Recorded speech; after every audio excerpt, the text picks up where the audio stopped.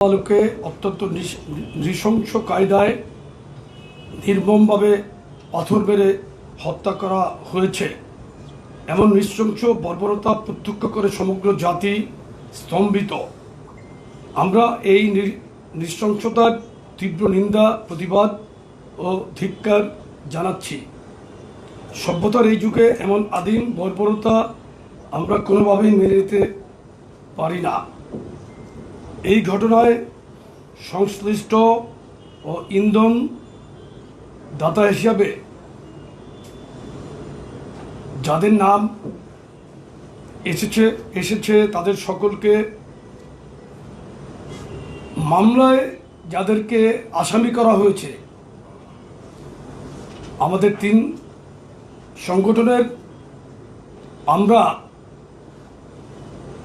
5 জনকে গতকাল সংগঠন থেকে আজীবনের জন্য বহিষ্কার করেছি এবং আইন শৃঙ্খলা রক্ষাকারী বাহিনীকে আমরা জোর দাবি জানিয়েছি, উদাত্ত আহ্বান জানিয়েছি তাদেরকে অবিলম্বে অতি দ্রুত গ্রেফতার করে আইনের আওতায় আনার জন্য। সাংগঠনিক দায়বদ্ধতা ও জবাবদিহিতার জায়গা থেকে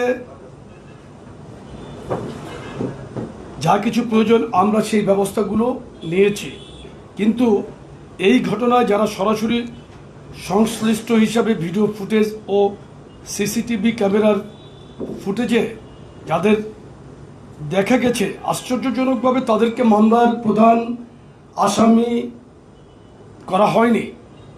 যারা প্রাণঘাতী আঘাতগুলো করেছে তারা অদ্যাবধি গ্রেপ্তারও হয় নাই। এর কারণ আমাদের বোধগম্য নয়। গণমাধ্যমে মামলার এজাহারে উল্লেখিত বাদীর মেয়ে বলেছেন, মামলার এজাহারে খুনের সাথে সরাসরি সম্পৃক্ত 3 জন খুনিকে পুলিশ কৌশলে বাদ দিয়ে নিরপরাধ 3 জনকে আসামি করেছে। ঘটনার 60 ঘন্টার বেশি সময় পেরিয়ে গেলেও খুনিদের খুনের প্রমাণাদি হাতে থাকা সত্ত্বেও অদ্যাবধি কেন মূল আসামিদের গ্রেপ্তার করা গেল না, এটা একটা বিরাট প্রশ্ন ও রহস্য। এবং আপনাদের মাধ্যমে আমরাও জানতে চাই, কারা কেন এই 3 জন আসামিকে বাদ দিয়ে নতুন করে অন্য 3 জনকে আসামি করলো, এটা আমরা জানতে চাই। কারা করলো, কেন করলো, এটা জানতে চাই। আর ঘটনাটি বুধবারে, গতকালকে শুক্রবার এটা ব্যাপকভাবে প্রচারিত হয়েছে। 2 দিন আগের ঘটনা কেন গতকালকে প্রচার হলো, এর পিছনে কারা জড়িত সেটাকেও খুঁজে দেখতে হবে। আপনাদের মাধ্যমে আমরা আইন প্রয়োগকারী সংস্থার কাছে, দেশের জনগণের কাছে এই প্রশ্নটি রাখছি এবং এটার যথাযথ ব্যবস্থা গ্রহণের জন্য আমরা দাবি জানাচ্ছি। আপনারা জানেন, গত 5ই আগস্ট দীর্ঘ 1.5 যুগের অবর্ণনীয় নির্যাতন, নিপীড়ন, গুম, খুন, 16 লাখ গায়েবী মামলা, ইতিহাসের বর্বরতম ফ্যাসিবাদী নিষ্পেষণ থেকে দেশ ও জাতি ও বাংলাদেশ জাতীয়তাবাদী দলের নেতাকর্মীরা মুক্তি লাভ করে এই দীর্ঘ 16 বছর যাবৎ বিএনপি নেতাকর্মীরা নিজেদের জীবন, কেরিয়ার, পরিবার, ব্যবসা সহ জীবন ও সম্পদকে বিপন্ন করে এক বর্বর ফ্যাসিস্ট একনায়কের বিরুদ্ধে মাঠের প্রতিরোধটুকু জারি রেখেছিল। তারা গুম, খুন, অপহরণ সহ নানামাত্রিক বর্বরতার নির্মম শিকার হয়েও কখনো মাঠ ছেড়ে যায়নি। গত জুলাইয়ের আন্দোলনেও আমরাই সবচাইতে বেশি ত্যাগ স্বীকার করেছি। সর্বমোট যে শহীদের তালিকা আমরা অদ্যাবধি পেয়েছি তার প্রায় অর্ধেক সংখ্যকই আমাদের দলীয় নেতাকর্মী। কিন্তু গণঅভ্যুত্থানের সফলতার পর আমরা ক্রেডিট নেওয়ার নেশায় মোহগ্রস্ত না হয়ে, শহীদের রক্ত নিয়ে ব্যবসা না করে স্বাভাবিক সাংগঠনিক কার্যক্রমে ফিরে গেছি। এই যেমন গত 3 দিন আমরা ফেনীতে যে ভয়াবহ বন্যা, আমাদের 3টি সংগঠনে 3টি উপজেলায় সেই ভয়াবহ বন্যায় কাজ করছি। আমরা সার্বক্ষণিকভাবে মনিটরিং করছিলাম ওখানে কীভাবে কী হচ্ছে। আমরা দেশের কাজে কিন্তু নিজেকে ব্যস্ত রাখার জন্য চেষ্টা করছি। গতকালকে আমি আমাদের এক যুবদলের নেতা নিহত হয়েছে, তার পরিবারের পাশে আমরা গতকালকে সভাপতি এবং সাধারণ সম্পাদক গিয়েছিলাম। আমরা একটা উদাহরণ দিলাম এই কারণে যে আমরা তো রাজনৈতিক প্ল্যাটফর্মের বাইরে সামাজিক কাজ নিয়েই কিন্তু এবং জনগণের পাশে জনগণের সুবিধাটুকু দেওয়ার জন্য কিন্তু আমরা কাজ করছি। আমরা শুধু ক্রেডিট নেওয়ার জন্য আগস্ট অভ্যুত্থানকে নিজেদের পকেটে করায়ত্ত করার জন্য আমরা ব্যস্ত থাকছি না। কিন্তু প্রিয় সাংবাদিক ভাই ও বোনেরা, আপনারা অবগত আছেন গত কয়েক মাসে সারা দেশের যে কোনো জায়গা থেকে যখনই আমাদের নেতাকর্মীর বিরুদ্ধে অভিযোগ উত্থাপিত হয়েছে, আমরা অভিযোগের প্রাথমিক সত্যতা পেলেই চূড়ান্ত ব্যবস্থা গ্রহণ করেছি। গত প্রায় এক বছরে আমরা আমাদের হাজারো নেতাকর্মীকে বহিষ্কার করেছি। আমরা কোথাও দায় এড়ানোর রাজনীতি করিনি, আমরা কোনো ঘটনা ঘটলে অস্বীকার করিনি, বরং দায় গ্রহণ করে সর্বোচ্চ সাংগঠনিক ব্যবস্থাটুকু নিশ্চিত করেছি। কিন্তু আমরা যে হাজারো নেতাকর্মীর বিরুদ্ধে সাংগঠনিক ব্যবস্থা নিয়েছি, প্রশাসন কি তাদের বিষয়ে যথাযথ আইনি বা প্রশাসনিক ব্যবস্থা নিয়েছে? না নিয়ে থাকলে কেন নেয়নি, এটাও আমরা জানতে চাচ্ছি আপনাদের মাধ্যমে। গত প্রায় এক বছরে দেশের আইন শৃঙ্খলা পরিস্থিতির আশানুরূপ উন্নতি তো দূরের কথা, সাধারণ মানুষের জীবনের ন্যূনতম নিরাপত্তাও নিশ্চিত হয়নি। আপনারা দেখেছেন গতকাল খুলনায় যুবদলের একজন বহিষ্কৃত নেতাকে গুলি করে ও রগ কেটে হত্যা করা হয়েছে।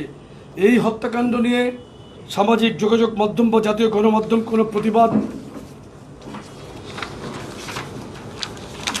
প্রতিবাদ লক্ষ্য করা যাচ্ছে না। এমনকি চাঁদপুরে খুতবা দেওয়ার সময় একজন ইমামের উপর নারকীয় কায়দায় প্রাণনাশের উদ্দেশ্যে হামলা করা হয়েছে। আপনারা জানেন, রগ কেটে হত্যা করা একটি বিশেষ সংগঠনের দীর্ঘদিনের সহিংস রাজনীতি চর্চার এক অবিচ্ছেদ্য অংশ। গতকালের দুটো ঘটনাই কিন্তু তারা জড়িত ছিল। ইতিপূর্বে কুয়েটের অনাকাঙ্ক্ষিত ঘটনার পেছনেও তাদের প্রত্যক্ষ ইন্ধন ছিল। আপনারা দেখেছেন গত সপ্তাহে কুমিল্লায় মব তৈরি করে একই পরিবারের 3 জনকে নৃশংস কায়দায় হত্যা করা হয়েছে। ইতিপূর্বে ঢাকা বিশ্ববিদ্যালয়ের ফজলুল হক মুসলিম হলে তোফাজ্জল নামীয় এক নিরীহ যুবককে এবং পরবর্তীতে ছাত্রদল নেতা সাম্যকে বর্বর কায়দায় হত্যা করা হয়। ইতিপূর্বে প্রাইম এশিয়া বিশ্ববিদ্যালয়ের ছাত্রদল নেতা পারভেজকে প্রকাশ্য দিবালোকে ছুরিকাঘাত করে হত্যা করে বৈষম্য বিরোধী ছাত্র আন্দোলনের নামধারী স্থানীয় সন্ত্রাসীরা। বর্তমানে প্রশাসনিক ব্যর্থতার কারণে দেশের আইন শৃঙ্খলা পরিস্থিতি বিপর্যস্ত। একটি সুযোগ সন্ধানী বিশেষ গোষ্ঠী রাজনৈতিক উদ্দেশ্য প্রণোদিত সিলেক্টিভ প্রতিবাদ করে বিএনপি এবং তার অঙ্গ সহযোগী সংগঠনের বিরুদ্ধে উস্কানিমূলক কর্মকাণ্ড এবং তীব্র কুরুচিপূর্ণ বক্তব্য বিবৃতি দেওয়া শুরু করেছে। বাংলাদেশ জাতীয়তাবাদী দল বিএনপি ইতিমধ্যে দুষ্কৃতিকারীদের গ্রেপ্তার করে আইনের আওতায় আনতে সরকার ও প্রশাসনকে অসংখ্যবার অনুরোধ জানিয়েছে, কিন্তু সরকার ও প্রশাসন এক্ষেত্রে মারাত্মকভাবে ব্যর্থ হচ্ছে। আমরা মনে করি সরকার পরিকল্পনা মাফিক প্রশাসনকে নিষ্ক্রিয় করে রেখেছে যাতে দেশে অরাজক পরিস্থিতি বিদ্যমান থাকে এবং এই অজুহাতে জাতির দীর্ঘ প্রত্যাশিত জাতীয় নির্বাচন বিলম্বিত করা যায়। একটি বিশেষ গোষ্ঠী যারা নির্বাচনের মাধ্যমে গণতান্ত্রিক পদ্ধতিতে উত্তরণ চায় না, তারা এই সুযোগটি গ্রহণ করে বিএনপি এবং বিএনপির শীর্ষ নেতাদের বিরুদ্ধে সহিংসতার উস্কানি দিচ্ছে। তারা চায় দেশে আরও অরাজক পরিস্থিতির সৃষ্টি হোক। সরকারের একটি অংশ তাদের এই দূরভিসন্ধিমূলক পরিকল্পনার অংশ হয়ে অপরাধ দমনে নিষ্ক্রিয় হয়ে পড়েছে। আইন শৃঙ্খলা পরিস্থিতির উন্নতির জন্য কোনো দৃশ্যমান পদক্ষেপ গ্রহণ করছে না। আমরা বারবার অনুরোধ করার পরও দুষ্কৃতিকারীদের গ্রেপ্তার করা হয়নি। আপনারা জানেন, আগামী জাতীয় নির্বাচনে সমর্থন সহ নানা বিষয়ে তরুণদের মাঝে পরিচালিত এক জরিপের ফলাফল গত সপ্তাহে প্রকাশিত হয়েছে। এখানে দেখা গেছে যারা নিজেদেরকে তারুণ্যের একমাত্র স্টেক হোল্ডার হিসেবে দাবি করেন, জরিপে তাদের সেই দাবি বুমেরাং হয়েছে। বরং এদেশের তরুণরা বহু লড়াই ও সংগ্রামের পরীক্ষিত বাংলাদেশপন্থী শক্তি বিএনপিতেই তাদের আস্থা ও বিশ্বাস রাখে বলে প্রতিভাত হয়েছে। আগামীতে বিএনপিকেই এদেশের অধিকাংশ তরুণরা ক্ষমতা দেখতে চায় বলে জরিপের ফলাফলে উঠে এসেছে। আমরা মনে করি এরপরই একটি গুপ্ত সংগঠন ও তাদের দিক নির্দেশনায় পরিচালিত একটি আনাড়ি দলের নেতা কর্মীরা উদ্ভ্রান্ত হয়ে পড়েছে এবং নতুন করে নানা ষড়যন্ত্র ও ফন্দি ফিকিরে লিপ্ত হয়েছে। বিদ্যমান পরিস্থিতিতে আমরা মনে করছি সরকার ও আইন শৃঙ্খলা রক্ষাকারী বাহিনীর কঠোর হওয়ার কোনো বিকল্প নেই। আপনারা আইন শৃঙ্খলা পরিস্থিতির উন্নতিকল্পে কার্যকর পদক্ষেপ নিন।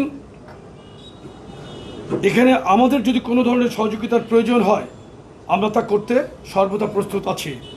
একই সাথে দেশের জনগণকে অনুরোধ করছি, আপনারা সতর্ক থাকুন। আইন শৃঙ্খলা নাজুক পরিস্থিতির সুযোগ নিয়ে কোনো সুযোগ সন্ধানী রাজনৈতিক দল বা অগণতান্ত্রিক শক্তি যাতে মাথাচাড়া দিয়ে উঠতে না পারে সেই বিষয়ে অনুগ্রহপূর্বক সতর্ক থাকার জন্য সকলকে আহ্বান জানাচ্ছি। এক সময় আরব বসন্ত শুরু হয়েছিল তিউনিসিয়ায়, কিন্তু বেন আলীর পতন হলেও সেখানে 15 বছরেও প্রত্যাশিত শান্তি ও স্থিতিশীলতা আসেনি। আমাদের এখানেও যারা ধারাবাহিকভাবে অশান্তি ও বিশৃঙ্খলা জারি রেখে নিজেদের এজেন্ডা বাস্তবায়ন করতে চায়, তাদের অসৎ উদ্দেশ্যের বিষয়ে আমরা সকলকে সতর্ক থাকার জন্য আহ্বান জানাচ্ছি।